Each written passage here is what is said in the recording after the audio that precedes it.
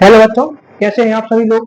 तो आज हमें पढ़ना है कक्षा 10वीं की गणित से अध्याय 4, जिसका नाम है द्विघात समीकरण। इसकी पढ़ेंगे प्रश्नावली 4.2 और इसका पढ़ेंगे कौन सा दूसरा वाला क्वेश्चन। और इसका पहला वाला क्वेश्चन जिसमें 5 सवाल हैं, 5 समीकरण दिए हुए हैं, तो उन्हें हम पिछले वाली वीडियो में हल कर चुके हैं, जिस वीडियो की लिंक आपको डिस्क्रिप्शन में इस वीडियो के मिल जाएगी। ठीक है, तो चलिए शुरू करते हैं हम हमारा पहला समीकरण। और इस प्रश्नावली का दूसरा क्वेश्चन ये है कि उदाहरण 1 में दी गई समस्याओं को हल करना है। तो अब हम जब आप लोग पुस्तक की प्रश्नावली 4.1 के ऊपर देखेंगे, उदाहरण 1 लिखा होगा, उसमें दो स्थितियां ली हैं, दो सवाल दिए हैं। उन सवालों से हमें समीकरण बनाने हैं और फिर उन समीकरणों को हल करना है। तो ऑलरेडी आप लोगों को पुस्तक में समीकरण बने बनाए मिल जाएंगे। ठीक है, तो हम यहाँ पर सिर्फ उन समीकरणों को हल करेंगे। तो हमारा पहला समीकरण है एक्स स्क्वायर माइनस 45x घन 324 बराबर 0।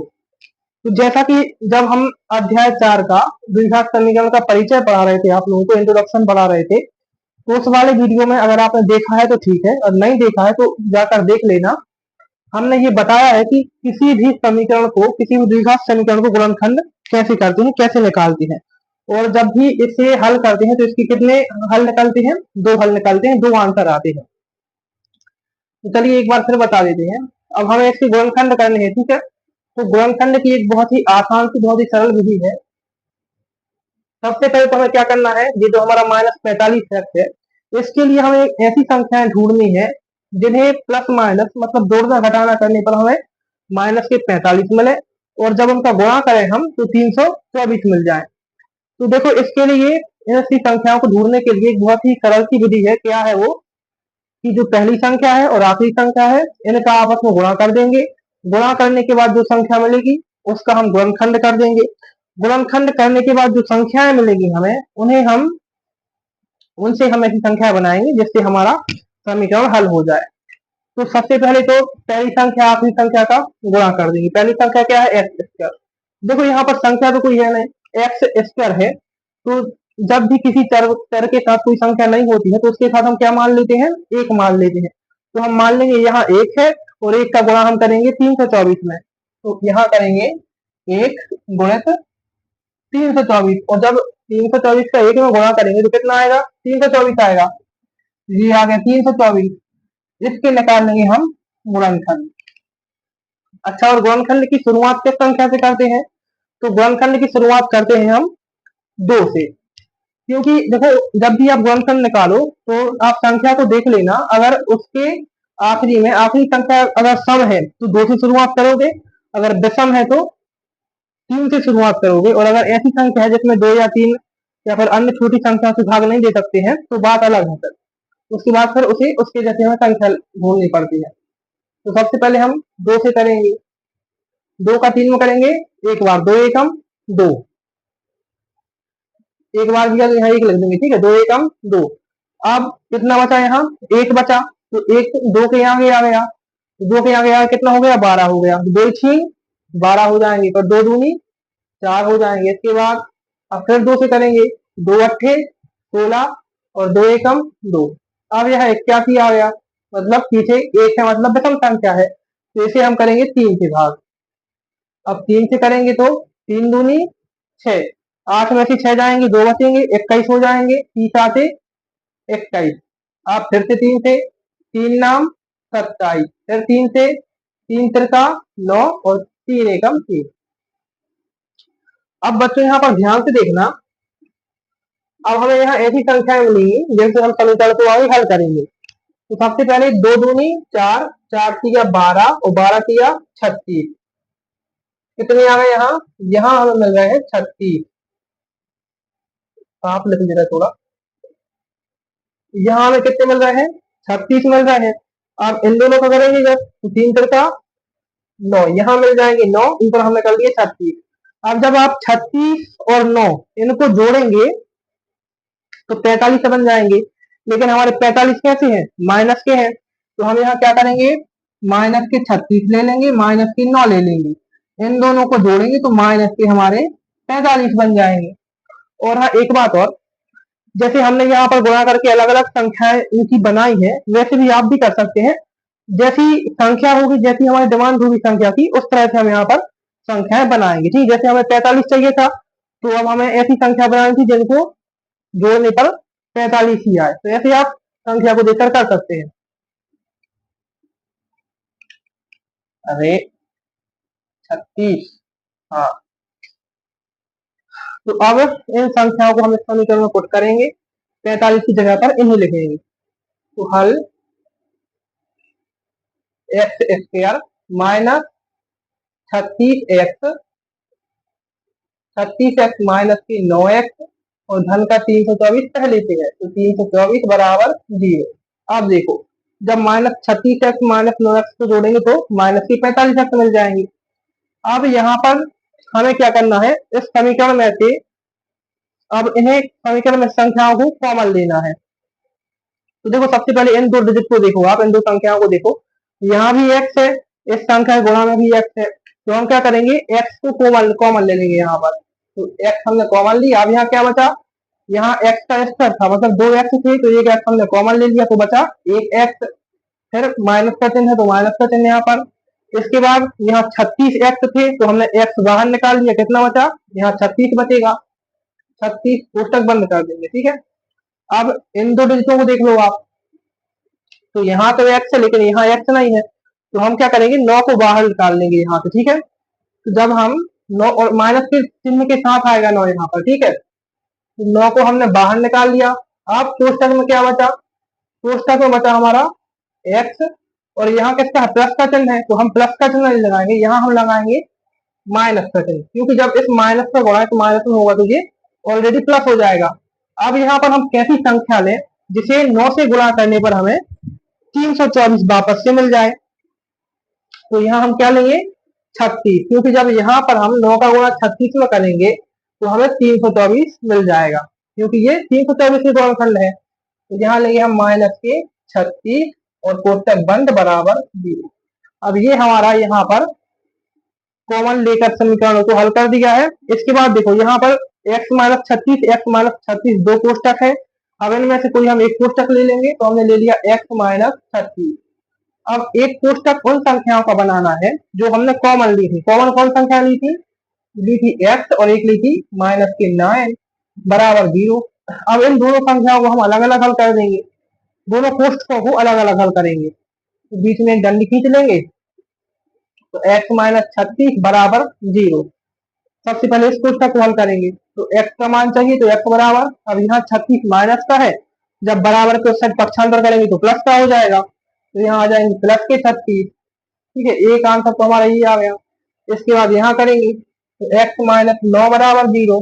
अब 9 यहाँ पर माइनस का है, जब बराबर के उस साइड पक्षांतर करेंगे तो प्लस का हो जाएगा, तो x बराबर 9। ये हमारा ये आंसर आ गया।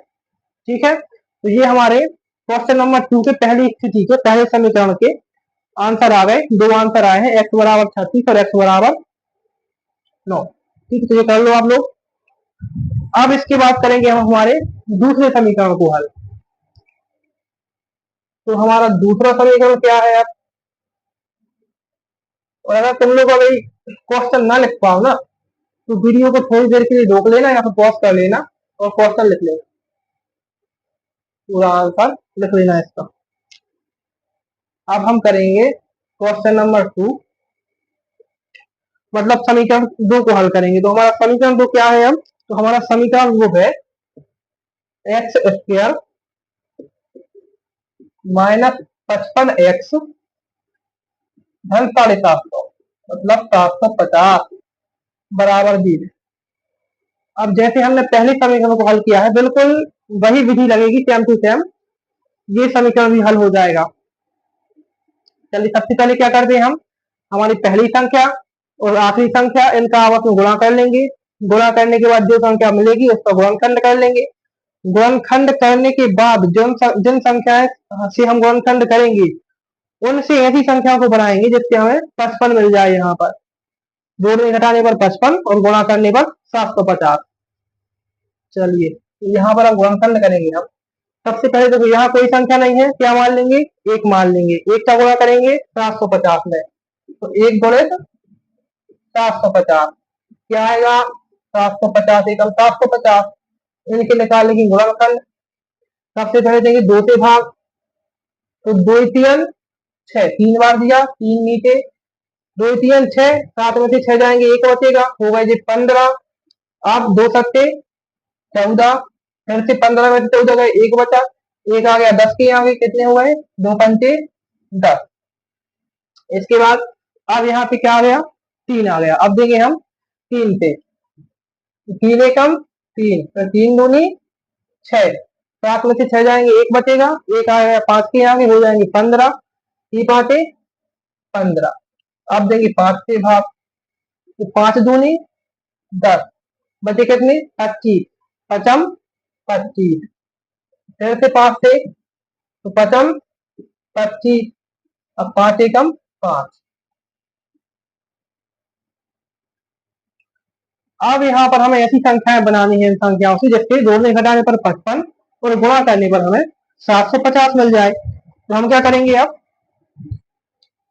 यहाँ से शुरू करेंगे, तो 2 एकम 2, 2 तीन 6 और 6 पंचे 30। तो सबसे पहले यहाँ हमने 30 कर लिए, इसके बाद इन दोनों को प्रथम 25 हमें मिल जाएंगे। अब देखो यहाँ पर जब 30 और 25 को जोड़ेंगे तो हमें मिलेंगे क्या, 55 मिल जाएंगे यहाँ पर।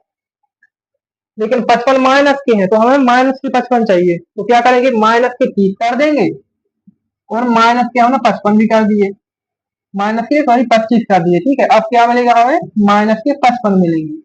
और हाँ, जब 30 और 25 को गुणा करेंगे तो आएगा 750। अब क्या करेंगे, हम 30 और 25 को इस समीकरण में पुट कर देंगे, लिख देंगे इस समीकरण में 55 की जगह पर। तो एक्स स्क्वायर माइनस के 30x माइनस के 25x धन के 750 बराबर 0। ठीक है। अब जब माइनस के 30x माइनस के 25x इन दोनों को जोड़ेंगे तो आएंगे माइनस के 55x। अब यहाँ से हम संख्याओं को कॉमन लेंगे, तो यहाँ क्या है, x है और इसमें भी x है, तो यहाँ हम x को कॉमन ले लेंगे। अब कोष्टक के अंदर क्या बचेगा, यहाँ एक्स स्क्वायर था, मतलब यहाँ एक x बचेगा और माइनस यहाँ 30 के साथ x था तो x हमने कॉमन ले लिया, क्या बचा यहाँ पर 30 बचा, 30 लिख दिया भाई। अब यहाँ माइनस, अब देखो 25 के साथ तो x है लेकिन 750 के साथ x नहीं है, तो क्या करेंगे हम, यहाँ लेंगे हम 25 को बाहर, कोष्टक के अंदर रहेगा x और प्लस की जगह आ जाएगा माइनस। अब 25 को जब हम किससे गुणा करेंगे, 30 से, तो क्या आएगा यहाँ 750, मतलब 750 आ जाएगा, तो लिख देंगे यहाँ 30 बराबर 0। अब जैसे अगर हमें पहले जैसा समीकरण चाहिए वापस से उसी पर जाना है तो क्या करेंगे, इन जो संख्या हमने कॉमन ली है इनका फिर से कोष्टकों में गुणा कर देंगे, तो ज्यों का त्यों हमें ये वाला समीकरण मिल जाएगा। तो अब आगे बढ़ते हैं, देखो यहाँ x minus 3 x minus 30 x minus 30 दोनों कोष्टक एक जैसे हैं, इनमें से कोई एक कोष्टक हम ले लेंगे। तो x माइनस 30, एक कोष्टक उन संख्याओं को बनाना है जो हमने कॉमन ली थी, तो कौन सी कॉमन ली थी, x और माइनस 25 बराबर 0। अब इन दोनों कोष्टकों को क्या करेंगे, अलग अलग हल कर देंगे, तो बीच में एक लाइन, सबसे पहले करेंगे x माइनस 30 को, तो x माइनस 30 बराबर 0। अब 30 तो है प्लस में चाहिए, यहाँ माइनस में है, तो क्या करेंगे, इन 30 को पक्षांतर कर देंगे और साइड बराबर के तो आ जाएंगे प्लस के हो जाएंगे, तो x बराबर 30 यहाँ पर आ गया। इसके बाद यहाँ है x माइनस 25 बराबर 0। अब 25 को प्लस करने के लिए पक्षांतर कर देंगे तो प्लस के हो जाएंगे, x बराबर 25। तो ये इस समीकरण के लिए हमारे दो हल आ गए, एक आ गया x बराबर 30, एक आ गया x बराबर 25। तो इन्हें कर लो अब, चलो करना हो तो हम तीसरा सवाल पढ़ा रहे हैं। इसके बाद अब हमारा तीसरा क्वेश्चन क्या है, तो हमारा तीसरा सवाल है, ऐसी दो संख्याएं ज्ञात कीजिए जिनका योग 27 गुणनफल 182 हो। तो कैसी संख्या ज्ञात करनी है, जिनका योग 27 हो, जैसे जोड़ने पर 27 आ जाए, गुणा करने पर 182 आ जाए, 182 182 आ जाते हैं इंग्लिश तनक मनक बात है। 182 आ तो जाते। चलिए कहा कहूँ नहीं है ये पढ़ने अपन हो। हाँ तो ऐसी दो संख्याएं ज्ञात कीजिए जिनका योग 27 हो और सॉरी गुणनफल कितना है 182 है। तो अब हमें जो ज्ञात करना होता है उन्हें हम क्या कर लेते हैं, मान लेते हैं। तो हम क्या करेंगे, माना कितनी संख्या चाहिए, दो संख्या है तो माना लिखेंगे, माना पहली संख्या x और दूसरी संख्या y मान लेंगे। तो लिखेंगे यहाँ पर दूसरा सवाल है ये, ठीक है। माना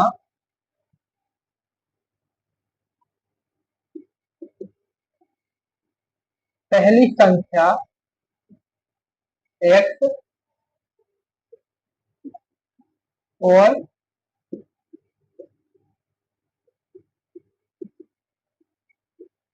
दूसरी संख्या, अच्छी तो थोड़ी यार क्या आएगी, दूसरी संख्या y।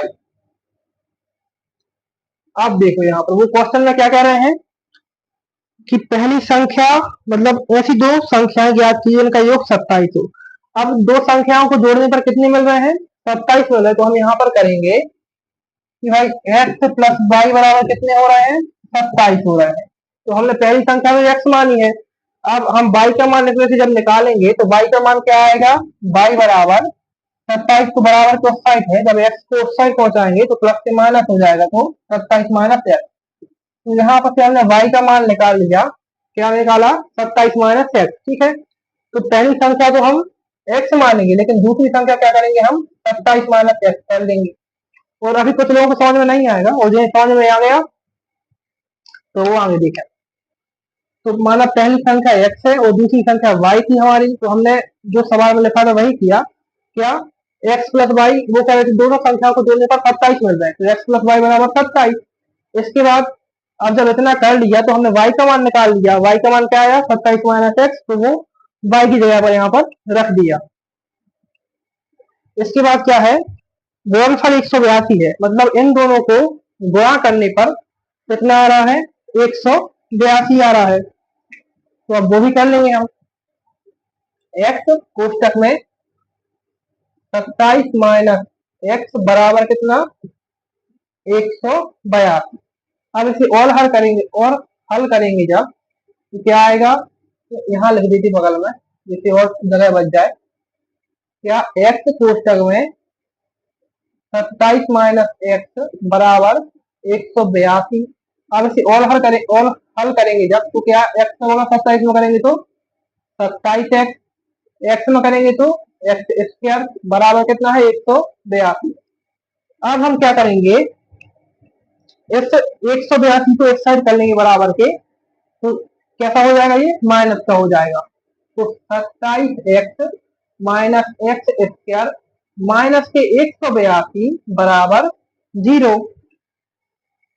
इसके बाद अब हमारा समीकरण आधा तो बन गया है, अब पूरा बनाने के लिए क्या करना है, इसको सही तरीके से सही ढंग से जमा देना है। कैसे, पहले स्क्वायर की संख्या आएगी, फिर एक्स वाली संख्या और फिर बिना एक्स वाली संख्या। तो सबसे पहले हम एक्स का स्क्वायर वाला लिखेंगे, तो इस माइनस का एक्स स्क्वायर है तो यहाँ करेंगे माइनस का एक्स स्क्वायर, फिर क्या है 27 एक्स प्लस का है तो 27 एक्स, फिर माइनस का 182 है तो माइनस का 182 बराबर 0। अब आप लोग यहाँ ध्यान दीजिएगा,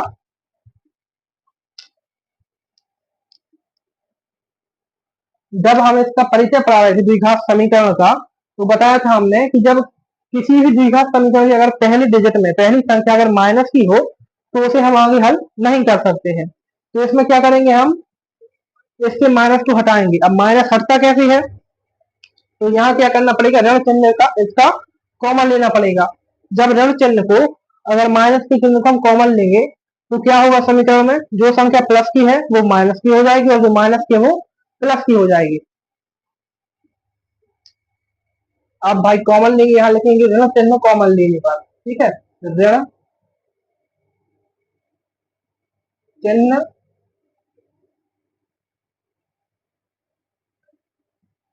कॉमन लेने पर, ऋण चिन्ह कॉमन लेने पर ये लिख देना है। अब यहाँ क्या करेंगे, कोष्टक के बाहर माइनस कोष्टक एक्स स्क्वायर, ये प्लस का था 27x तो हो जाएगा माइनस का 27x, ये माइनस के 182 थे तो हो जाएंगे प्लस के 182, कोष्टक बंद बराबर 0। अब यहाँ पर हमारा समीकरण बन के रेडी हो गया। क्या आया हमारा समीकरण, अब इस माइनस को छोड़ दो, आप समीकरण देखो क्या आया समीकरण, एक्स स्क्वायर माइनस 27x धन 182 बराबर 0। ये हमारा यहाँ पर समीकरण बन के आ गया। मान लेंगे एक, मान लेंगे तो एक का हम यहाँ करेंगे 182 से गुणा, तो एक गुणित 182। अब इसका गुणा क्या आया, 182 ही आएगा भाई, तो 182 इसके गुणनखंड निकालेंगे आपको, सबसे पहले दो, तो दो नाम 18 और दो एकम 2 आ गया 91। 91 में करेंगे अब 7 का गुणा, मतलब 7 का भाग देंगे तो 13 पर 91 होगा, ठीक है। तो 7 का भाग जब 13 बार देंगे हम तो तब आएगा हमारा 91। यहाँ 13 बार भाग दे दिया, अब इसके बाद 13 में 13 का ही जाएगा, 13 एकम 13। अब यहाँ पर देखना अच्छे से, 7 दूनी कितने होते हैं 14 और 13 एकम तो 13। तो जब 14 और 13 इन दोनों को हम जोड़ेंगे तो हमें मिल जाएंगे 27, और इन दोनों का जब गुणा करेंगे तो मिल जाएंगे 182। लेकिन हमें कैसे चाहिए, तो यहाँ माइनस के 14 और माइनस के 13 को जब जोड़ेंगे तो मिल जाएंगे माइनस के 27x, ठीक है। चलिए तो यहाँ पर इसे रफ कर देंगे। अब समीकरण को हल करेंगे, क्या करेंगे, एक्स स्क्वायर 27 को क्या लिखेंगे, माइनस के 14x माइनस के 13x धन के 182 बराबर 0। अब यहाँ पर ले लेंगे हम कॉमन, तो इन दो संख्याओं को देखो, यहाँ से क्या आएगा कॉमन, यहाँ भी x है यहाँ भी x है, तो इन दोनों से x कॉमन ले लिया, कोष्टक यहाँ x स्क्वायर था, ठीक है, तो यहाँ क्या बचेगा, एक x बचेगा, एक x बाहर हो गया, माइनस यहाँ 14x था, x हमने कॉमन ले लिया तो यहाँ बचेगा सिर्फ 14, कोष्टक बंद। यहाँ अब देखो यहाँ पर इन दो संख्याओं में, इस संख्या में x है लेकिन इसमें नहीं है, तो क्या करेंगे हम, यहाँ पे हम 13 को बाहर ले लेंगे, तो 13 हमने बाहर ले लिया, कॉमन ले लिया, यहाँ क्या बचा x बचा। अब यहाँ प्लस का चिन्ह है तो हम यहाँ कौन सा चिन्ह लेंगे, माइनस का, ताकि जब इनका गुणा करें हम तो जैसे को तैसा हो जाए, प्लस का फिर से हो जाए। तो 13 का ऐसी कौन सी संख्या में गुणा करेंगे, 182 आ जाए, तो क्या कर रहे थे हम 14 और 13 का गुणा कर रहे थे तो 182 मिल रहा था, तो यहाँ लिख देंगे हम 14 बराबर 0। अब देखो ये दोनों कोष्टक एक जैसे हो गए, तो इनमें से कोई एक कोष्टक ले लेंगे, तो x माइनस 14 और x माइनस 13 उन संख्याओं का कोष्टक बनाएंगे जो हमने कॉमन ली थी। अब इन दोनों संख्याओं को अलग अलग हल कर देंगे, तो बीच में एक डंडी, सबसे पहले x माइनस 14, तो x माइनस 14 बराबर 0। अब 14 प्लस के चाहिए तो पक्षांतर कर देंगे तो x बराबर 14 आ जाएंगे। इसके बाद यहाँ पर x माइनस 13 बराबर 0, इन्हें पक्षांतर कर देंगे तो प्लस के हो जाएंगे, तो x बराबर 13। ये हमारे इसके दो हल आ चुके हैं, एक x बराबर 14, एक x बराबर 13। तो यहाँ पर पहली संख्या कौन सी है हमारी, तो हमने क्या कहा था, ऐसी दो संख्या है, हाँ संख्या, पहली संख्या क्या है हमारी x है, तो पहली संख्या हमारी आ जाएगी 13 और दूसरी संख्या 14। लेकिन अगर आप और हल करना चाहे थे तो क्या कर सकते हैं, यहाँ बता दे रहे हैं, यहाँ आप ये भी कर सकते हैं, देखो क्या करेंगे हम, x बराबर हमने मान लिए, कितने मान लिए, सबसे पहले x बराबर हमने 13 मान लिए, ठीक है। तो अगर हमें y का मान चाहिए तो क्या करेंगे हम, ये y बराबर कितना है 27 माइनस x है, तो x की जगह पर हम क्या रखेंगे 13 रखेंगे, तो y बराबर कितना आ जाएगा 14 आ जाएगा। एक तो ये भी आ सकता है, और इसके अलावा ये भी कर सकते हैं हम, मान के चलो x बराबर हमने 14 मान लिए, ठीक है, x बराबर क्या मान लिए 14, तो अब y बराबर 27 माइनस x, तो x की जगह पर हम रख देंगे 14 को, तो y बराबर हमारे 13 आ जाएंगे, ठीक है। तो इन दोनों में से किसी भी संख्या को हम पहले किसी ले सकते हैं, तो लेकिन क्रम से लेंगे तो सबसे पहले क्या करेंगे, x बराबर 13 रख देंगे और y बराबर 14 कर लेंगे, ठीक है। ये हमने आपको समझाने के लिए बताया था। तो हमारा ये सवाल भी हो गया, क्वेश्चन नंबर 3। अब करेंगे क्वेश्चन नंबर 4। तो हमारा क्वेश्चन नंबर 4 क्या है कि दो क्रमागत धनात्मक पूर्णांक ज्ञात कीजिए जिनके वर्गों का योग 365 है।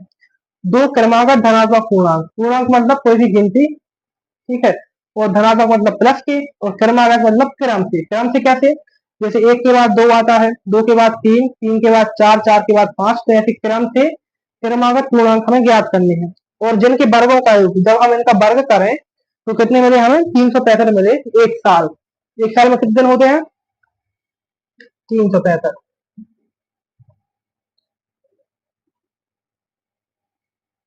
तो अब करेंगे हम हमारा चौथा सवाल। हमें ज्ञात क्या करना है? दो क्रमागत धनात्मक पूर्णांक संख्या है, पूर्णांक ज्ञात करने हैं। तो जो चीज हमें ज्ञात करनी हो तो उसे हम माना में लिख देंगे। तो लिखेंगे यहाँ क्वेश्चन नंबर 4 लिखेंगे माना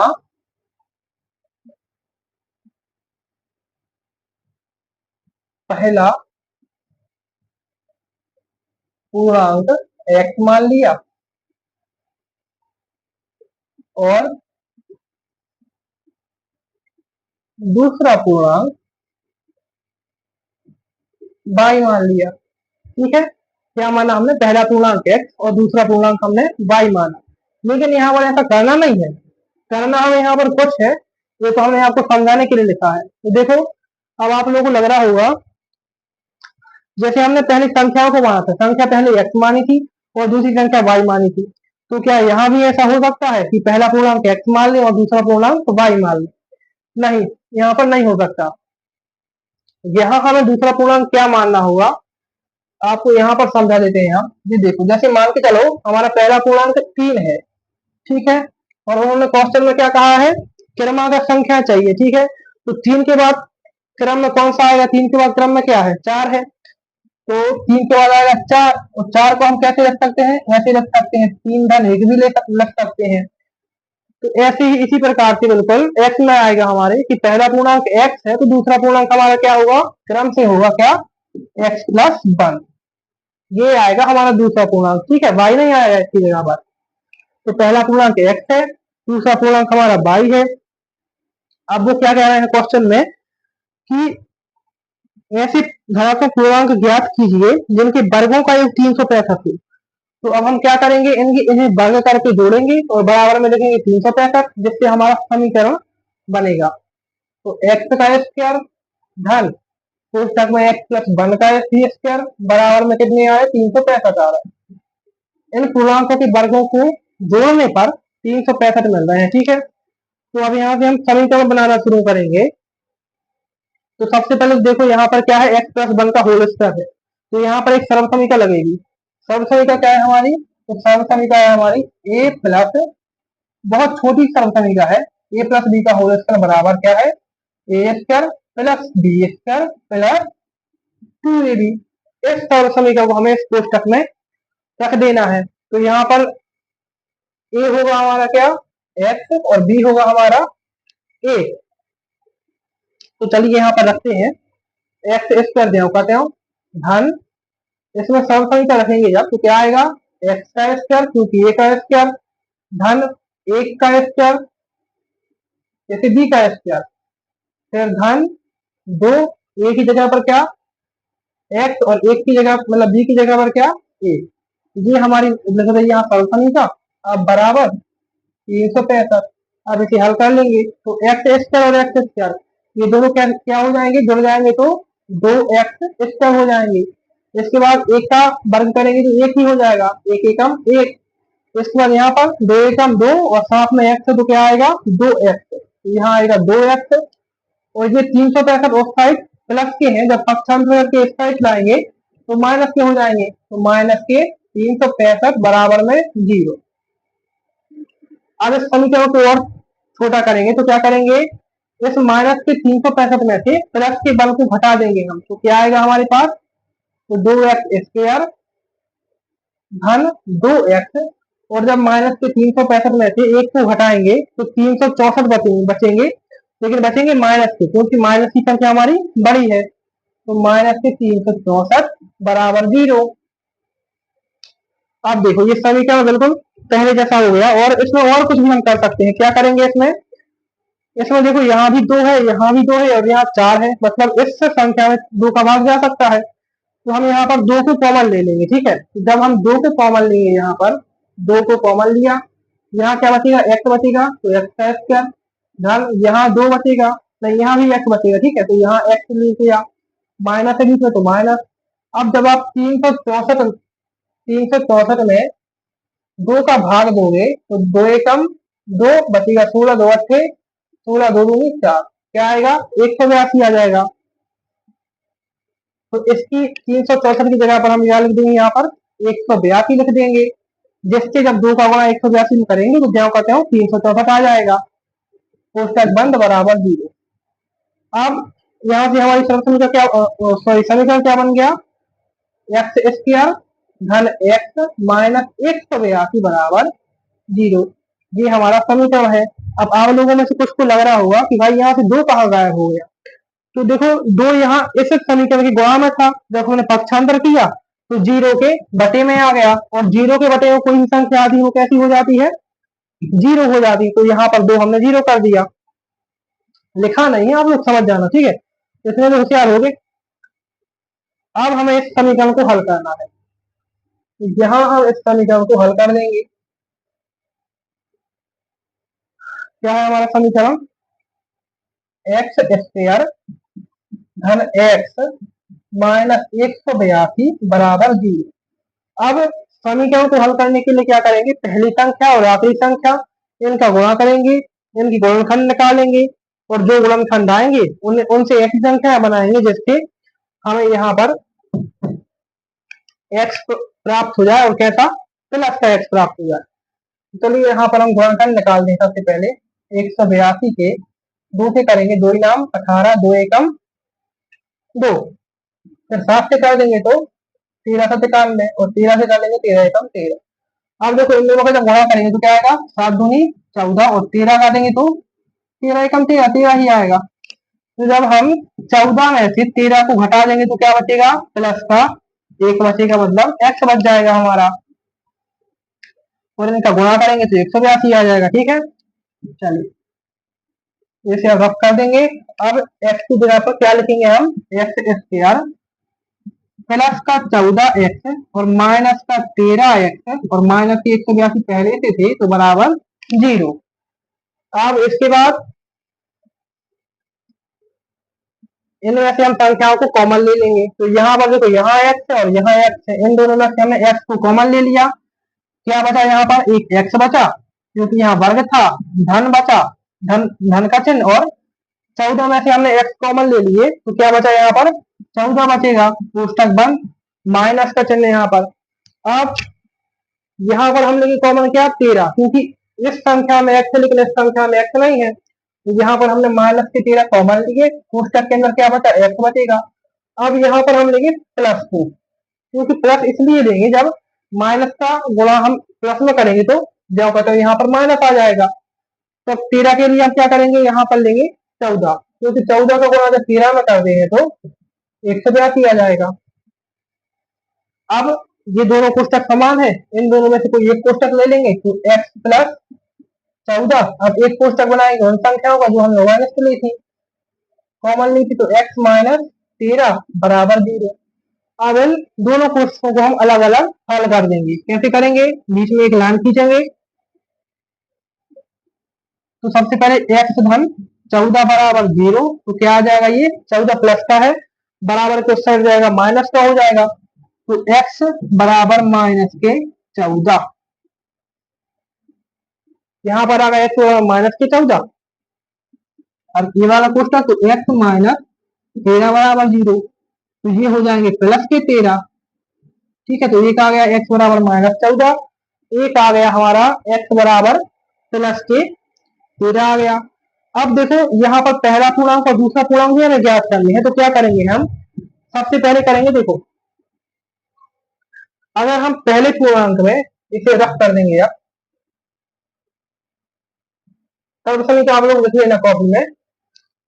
तो क्या आया हमारा? x बराबर माइनस 14 आया, और आया हमारा x बराबर 13 आया। तो यहाँ पर अब हम क्या कर देंगे, अब देखो अगर हम x बराबर 13 मानेंगे, हमने मान लिया भाई x बराबर 13, तो क्वेश्चन में क्या लिखा है, दो क्रमागत पूर्णांक है। तो अब देखो दूसरे पूर्णांक को x बराबर जब हम 13 रखेंगे, 13 हमने रख दिए, तो प्लस का हमें क्या मिल जाएगा, प्लस का 1 है, तो 13 और 1 क्या हो जाएंगे, 14। तो हमारा दूसरा पूर्णांक क्या आ गया, 14 आ गया। तो देखो पहला 13 और दूसरा 14, ये सवाल हमारा हो गया यहाँ हल। जैसे भी आप लोग कर लो। अब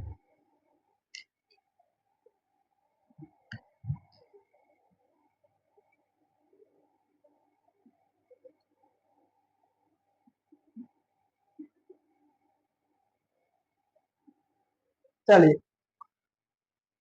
तो अब इस सवाल के बाद हम मिलेंगे अगले सवालों में। प्रश्न नंबर 4 तो हम लोग अभी 2 सवाल बचे हैं, 5वां और 6वां।